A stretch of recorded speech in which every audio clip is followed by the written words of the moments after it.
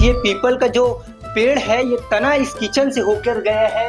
ये जो जड़ है, जड़ जो है वो किचन से होकर निकला है और ऊपर जाते हुए लगभग ये पेड़ है वो 100 फीट ऊंचाई पर होगा और 120 साल पुराना पेड़ है। और घर जो है वो लगभग 22 से 23 साल पुराना बताया जा रहा है। एक हिस्सा जो है वो किचन से होकर गुजरेगा और एक हिस्सा जो है वो बाजू वाले घर से होकर गुजरता है। तो देख पा रहे होंगे कि इस प्रकार से इसे डिजाइन किया गया है। एक इंजीनियर होने के नाते मेरे मन में एक चीज आई, इन सब पेड़ को जहाँ लक्ष्मी का वास होता है, ईश्वर का वास होता है, ये जीवंत है। और हमारे जैन धर्म की संस्कृति में किसी भी जीवंत चीजों को हमें तकलीफ नहीं पहुंचाना है। बस यही दिमाग में रहा। नमस्कार, जय जोहार, जय छत्तीसगढ़। मैं योगेश और भिलाई टाइम्स देखना शुरू कर चुके हैं।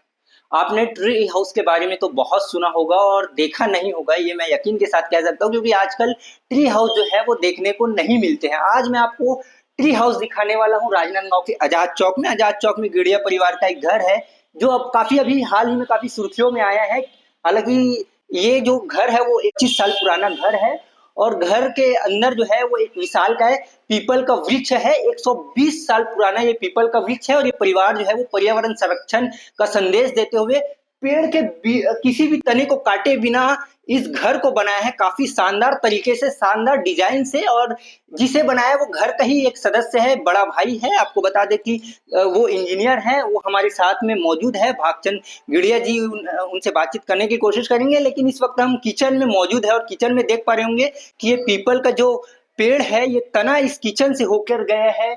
ये जो जड़ है, जड़ जो है वो किचन से होकर निकला है और ऊपर जाते हुए लगभग ये पेड़ है वो 100 फीट ऊंचाई पर होगा और 120 साल पुराना पेड़ है। और घर जो है वो लगभग 22 से 23 साल पुराना बताया जा रहा है।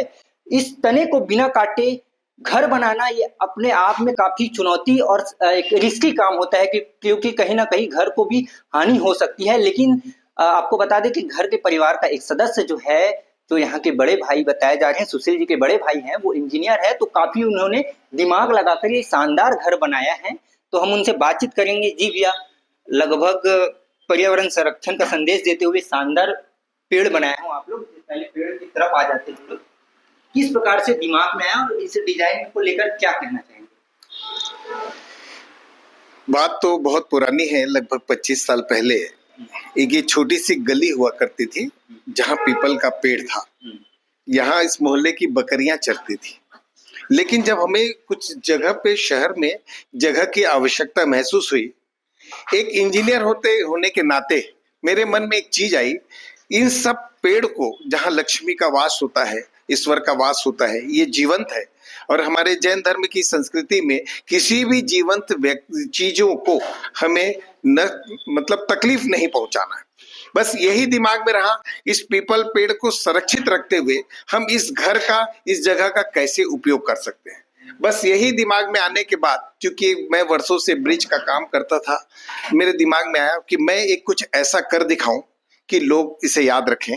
बस मैंने यही दिमाग में बैठाया और उसके बाद जितनी मेरी बुद्धि थी, मैंने अपने विवेक से इसको ऐसा डिजाइन किया कि ब्रिज, ये जो पेड़ है, जो समय के साथ साथ उसकी मोटाई बढ़ती है, लेकिन उस मोटाई बढ़ने से स्लैब को या घर में कोई नुकसान ना हो, उसका विशेष ध्यान करते हुए उसे डिजाइन किया गया और उसे बनाया गया। जिसको कई बार हमारे जैन साधु संत जब यहाँ पधारे थे, मणि प्रभाषी जी विशेष रूप से, उन्होंने देखकर इस विषय पर 2 दिन तक अपना व्याख्यान जारी रखा था। इस बात की मुझे बड़ी खुशी होती है। और आज पिछले 25 साल से 20 से 25 साल हो गया मेरी बहन इस घर में रहती है। और थोड़ी सी तकलीफ निश्चित रूप से बरसात के समय आती है, क्योंकि पानी उस तने से रिज कर जो आता है वो किचन में भी थोड़ा थोड़ा तकलीफ देता है। लेकिन इस बात की बेहद सुखद अनुभूति होती है कि हमने पर्यावरण को या पेड़ को बिना किसी तकलीफ दिए अपने धर्म की, जो एक हमारे शास्त्रों में कहा जाता है, उसे कष्ट नहीं देना है, हम नहीं देते हैं और उसको पूरा सुरक्षित रखने की कोशिश करते हैं। आप पीछे देख पा रहे होंगे कि ये तना जो है वो किचन से होकर जा रहा है। आगे भी आपको तस्वीरों के माध्यम से दिख रहा होगा कि कितनी लंबाई है इस पेड़ की। लेकिन जब ये आंधी तूफान में या जंगली माफ कीजिएगा, बंदर जब जाते हैं तब पेड़ हिलता होगा। तब किस प्रकार की घर को दिक्कत हो सकती है, या फिर थोड़ी सी दिक्कत, जैसा कि आप यहाँ देख रहे हैं, ये क्रैक्स डेवलप होते हैं। क्योंकि हमने इसके चारों तरफ 6-6 इंच दूर में एक बीम कास्ट किया है, उसके बीच का जो गैप है, क्योंकि बगल वाले के घर में वो दिखाई देता है, उसको हम लोग बंद करते हैं। जब पेड़ हिलता है या पक्षी के कारण या बंदर के कूदने के कारण या तेज आंधी तूफान में जब ये तना हिलता है तो ये हल्के हल्के क्रैक्स डेवलप होते हैं। साल में 2 बार इन क्रैक्स को हमको बार बार रिपेयर करना पड़ता है। इसके अलावा इससे स्ट्रक्चर को किसी प्रकार का कभी कोई नुकसान नहीं हुआ। जी जी। और बिजली को लेकर भी कहा जाता है कि पेड़ के सामने बिजली ज्यादा आती है, इस प्रकार का कुछ? मुझे तो ऐसा लगता है जैसे इसके संरक्षण में हम लोग रह रहे हैं। यदि हमने इनका संरक्षण किया है तो मुझे ऐसा लगता है इनके संरक्षण में हम रह रहे हैं। आज तक 125 साल में ऐसी कोई घटना हमने नहीं सुनी। अच्छा, अभी तक नहीं हुई। आपको पूरा पेड़ आपको दिखाने की कोशिश करेंगे, आखिर कहाँ कहाँ से ये पेड़ जो है वो गुजरा है। आपको पहले तो इस पेड़ के जड़ को दिखाने की कोशिश करेंगे। जो 3 मंजिला ये इमारत है, आपको बता दें कि 3 मंजिला ये इमारत है। ये पेड़ का जड़ है जो नीचे, सबसे नीचे हम मौजूद है। ये जड़ जो है वो यहाँ से है, और ये सबसे पहले ये पेड़ हुआ करता था, ये आंगन हुआ करता था, जैसे भी गली हुआ करती थी। जिसके बाद जब घर को बनाया गया, अच्छे से डेवलप किया गया, तो इसे इस प्रकार से डिजाइन किया गया कि इसका जड़ जो है वो ज्यादा फैले भी तो नुकसान घर को ना हो। यहाँ से ये शुरुआत होती है पेड़ के जड़ की। उसके बाद इसका जो तना है वो ऊपर जाता है, ये किचन से होकर गुजरता है। देख पा रहे होंगे कि एक हिस्सा जो है वो किचन से होकर गुजरेगा, और ये एक हिस्सा जो है वो बाजू वाले घर से होकर गुजरता है। तो देख पा रहे होंगे कि इस प्रकार से इसे डिजाइन किया गया है।